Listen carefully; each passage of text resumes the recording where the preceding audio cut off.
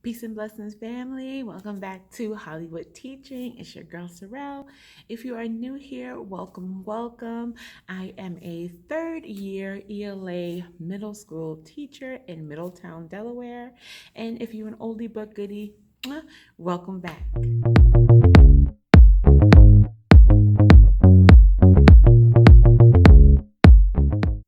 So, as you can see, I'm in someplace new. I am in my new classroom. If you are not aware, from my previous vlogs, I changed schools. I used to work in Wilmington, Delaware, and I am now part of a district school because before it was a charter school, now I'm in district. I'm here in Middletown, Delaware. So I am in my new classroom, and this is really just like classroom setup part one. I'm not gonna say day one because I actually have it's exactly 30 days till I start school. So I have 1 month, 4 weeks before my first day back as a teacher begins. We start on August 23rd because I'm a new teacher to the district. So we still have some new teacher orientation to do. Please forgive the way I look. It has been a very productive morning. After I dropped Ryan off to camp, I just went right into the Y and worked out and went home. Got me some breakfast. I guess you can call it breakfast brunch because it's almost like noon now. And just came directly here. I am without my better half right now. He has some other business to take care of on for himself. So I'm here alone. But let's get right into the nitty gritty. I'm gonna give you a tour of my room so you can see what I'm working with. Lord, I got a surprise this morning, y'all. You'll see. So this is what I came into this morning. Well, this like afternoon. When I left, all of these desks were clustered together in the center of the room, and I had plenty of room to move. Now they are all separated, but I remember our head custodian saying that because the district doesn't allow the air on in the entire building for the summer, of course, to save money, these chairs, these bottoms, some of them have metal poking out because, of course, the little plastic parts wear down and little metal studs come out. But it caused rust stains on the waxed floors. So they had to actually turn all the desks, all the chairs over, move them to make sure they didn't get any rust stains on their newly waxed floors. And if they did, they had to actually scrub or use some solvent to get all of the rust out. And yeah, I'm praying my room does not have to be like this. This is so clustered. That desk over there is not my desk. This was an inclusion room last year. So if you're unaware, an inclusion room is when there are two teachers in a room. One is probably like a sped teacher and one is the head content teacher, and they kind of co-teach the class together. I was told I didn't have an inclusion room. I was asked if I wanted one when we had a recent advisory meeting, and I'm definitely down for a co-teaching model. I really would love to have some teaching rotation stations, so we will see. If not, that is fine. If the lighting goes in and out, it's because, of course, we have these beautiful fluorescent bulbs, which I will be covering because I hate them. Oh, Lord. So as you see, I already started a border. My color scheme is black, white, and yellow. And I love that butcher style paper. My whiteboard, another whiteboard, huge windows, my other bulletin board, another bulletin board, and here is my desk area, which is still full of extra stuff. This is a speaker. Oh, there is my smart board. Here is just storage. Lots of storage. All of these wonderful cabinets. And because my room is relatively small, and I'll show you why in a minute, it's so small, I don't have, like some other classrooms have additional cabinets right here, long ones where they can put their coats in, but I'll show you why I don't have one. And I am intending to use all of this storage, even converting one of these into like a library cabinet. But you'll see as we go into subsequent parts. So let me scooch my booty around. This is why my classroom is relatively small. There's a huge storage closet that I share with the PTO and with our school store. So this takes up a really huge chunk of my room space. But y'all, I will be putting my stuff right up in here too with my name on it. Yes, indeedy. So that is just a quick tour. I will give you the layout here like that. It can't stay like this. This is so crowded. Please, y'all, do what y'all need to do to get these numbers down on this COVID virus, because my babies can't sit like this. This is too much. I would love for them to be able to sit in groups again. All right, so let me tell you what we're doing today. All right, guys, so I am back at my desk area. So I'm gonna tell you what we're gonna do next. I am going to attempt this. It's not too hot in here, I can handle it, but what I'm gonna do is I'm gonna do all of my bulletin boards today. So like I said, my colors are black, white, and yellow. And the reason why is because, like I told you, if you didn't check out my other video about how to save money on classroom decor and supplies, themes stick to colors and patterns. That way you can reuse it. I literally have had this yellow boardette for 3 years, since I started teaching over 2 years ago. This same yellow boardette, and either I take really good care of it when I take it down, but I still have at least 2 or 3 rolls of this double stack that I haven't even broken apart or even used yet. So this will be with me for quite some time. Only thing I did have to do is purchase some more black and white polka dot border. And I got that from Amazon. And the reason why I had to do it is because I ran out. So just got some new ones from Amazon. And I definitely got the better than paper bulletin board, and I love how it looks like that burlap. But this is also excellent quality, and it's recyclable. You wipe it off. I'm gonna roll it right back up onto the roll when I'm done and be good to go. So hopefully next year I'll be in the same classroom. I don't have to recreate the wheel, y'all.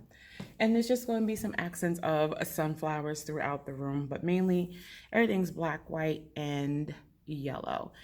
So I'm gonna get started with that in a minute. The area where I showed you where the extra desk, the inclusion desk was, that is where I wanted to set up my SEL corner. The name of the SEL corner is called the Zen Spot.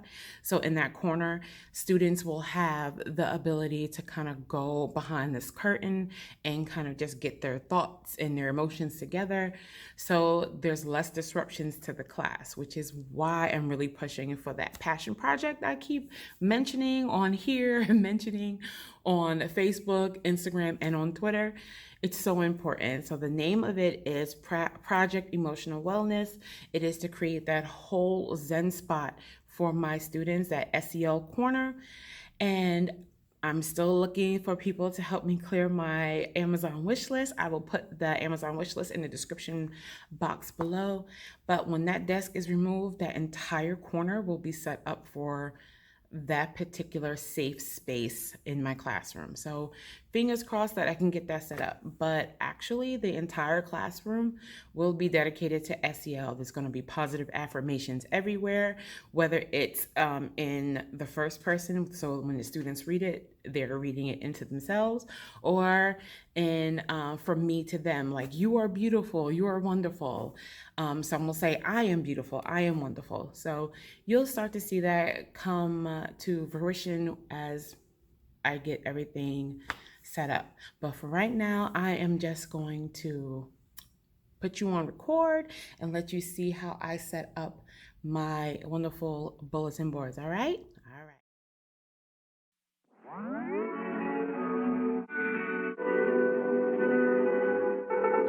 Oh, one mile in fog patches and showers early Friday, but improving to greater than 6 miles on Friday morning.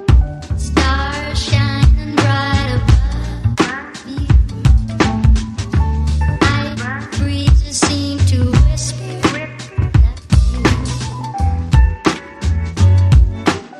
Sycamore tree, dream a little dreamer.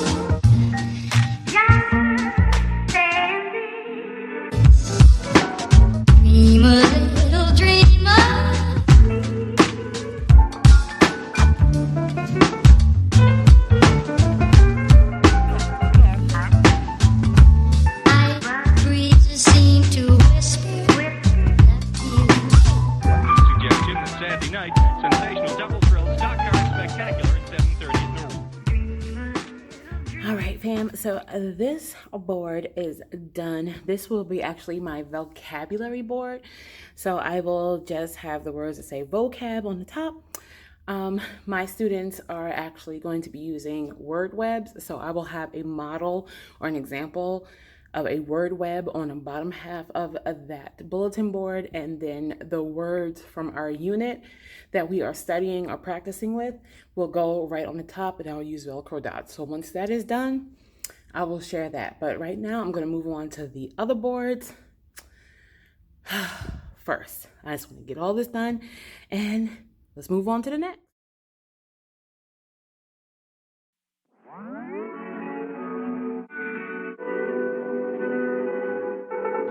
Oh, 1 mile in fog patches and showers early Friday, but improving to greater than 6 miles on Friday morning. Stars shining bright above me. Night breezes seem to whisper that you. Sycamore tree, dream a little dreamer.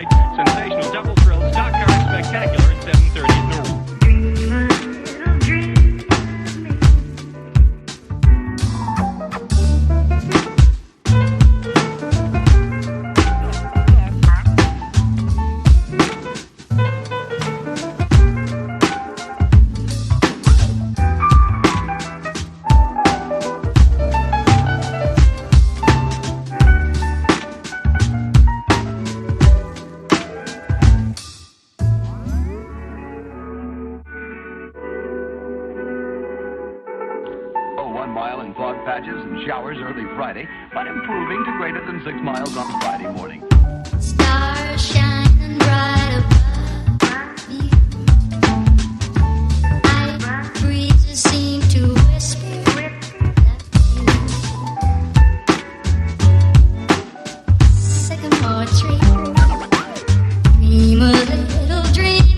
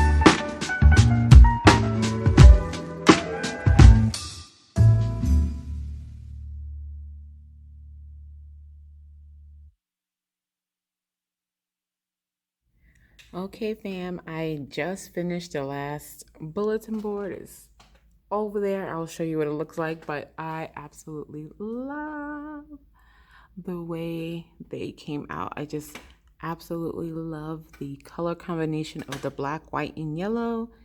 It is just my thing. And if you've ever seen my previous classroom vlogs, you'll know that I have yellow curtains, shears. So those will go up there. I think they'll be just a little bit short, but that's okay.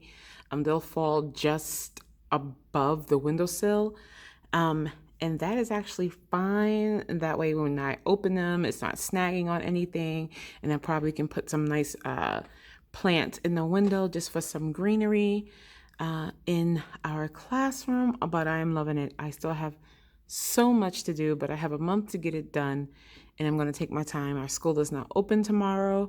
So I am going to work on some stuff. Sorry, my roll just fell. Some things at home, such as my anchor charts, and I tend to make all of my own anchor charts. I don't buy like the pretty cutesy ones too much because I like my anchor charts to be very purposeful, and I love to show off. Like it gives me an opportunity. It gives me an opportunity to be creative. So I do all of those, and they are definitely strategically done. So what I'm doing now is I wasn't going to do it, but as I mentioned before, that this bulletin board will be for vocabulary. I still have to create my sample word web, and I will.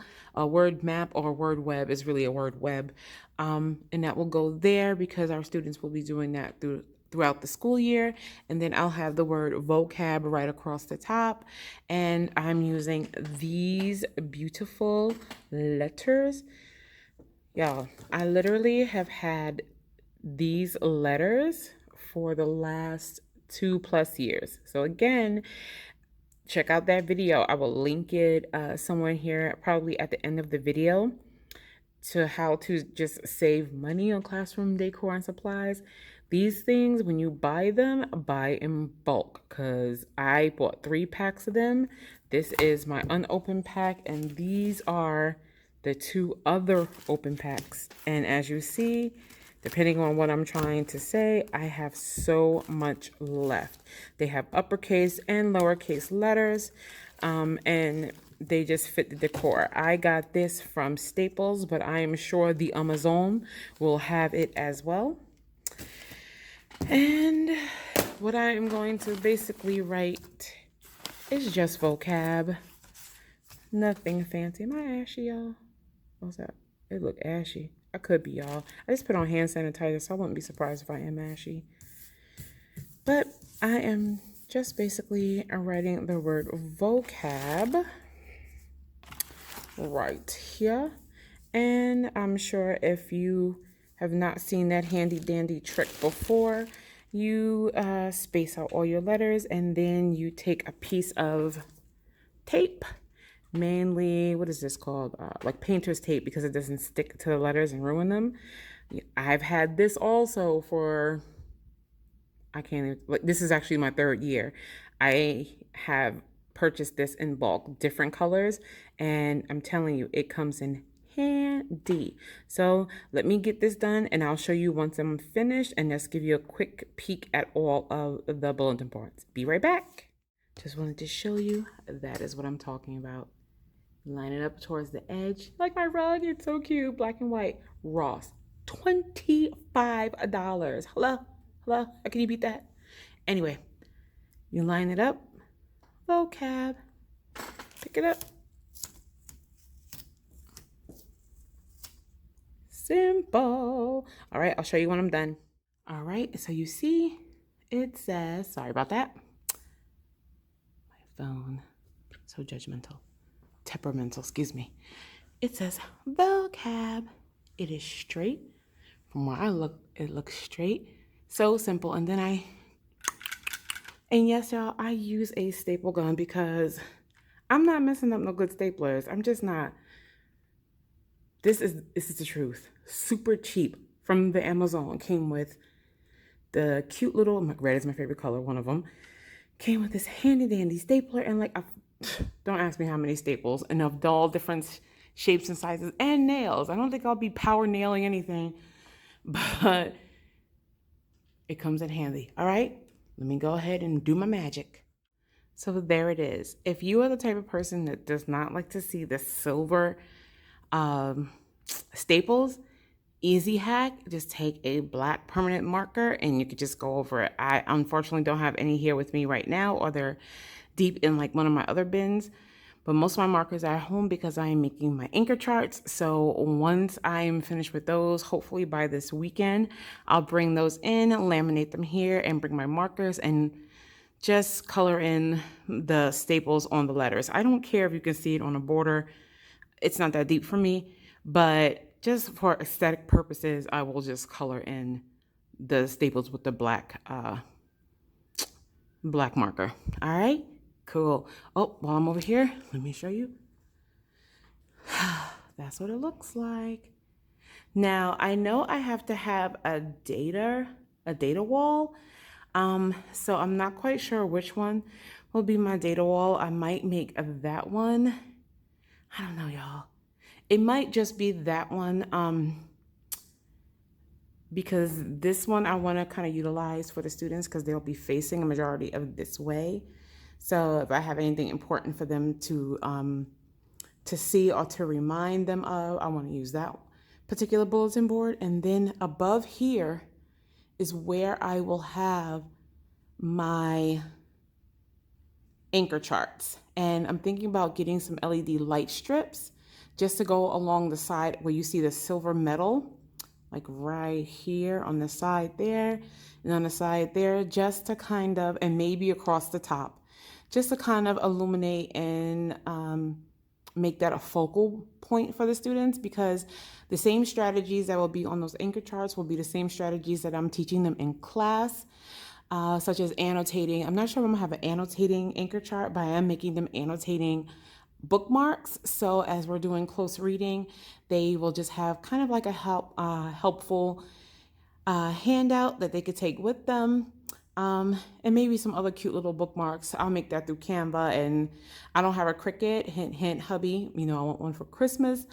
But I don't have one right now. So I do have, of course, my own personal laminating machine, and I'll have no problem printing those out and cutting them. It would just give me something else to do to keep my hands busy until it's time to get back. But my next project, it's probably going to be my whiteboard here. I'm going to divide this whiteboard up into 4 quadrants. It might not be 4 equal quadrants, but 4 quadrants. One will say essential question, skills to be learned, real world applications, because at this age of middle school, they want to know why is it important to understand literal meaning and figurative language. And I'm trying to teach them everything about real world applications and how what we learn here in ELA does have a real world application.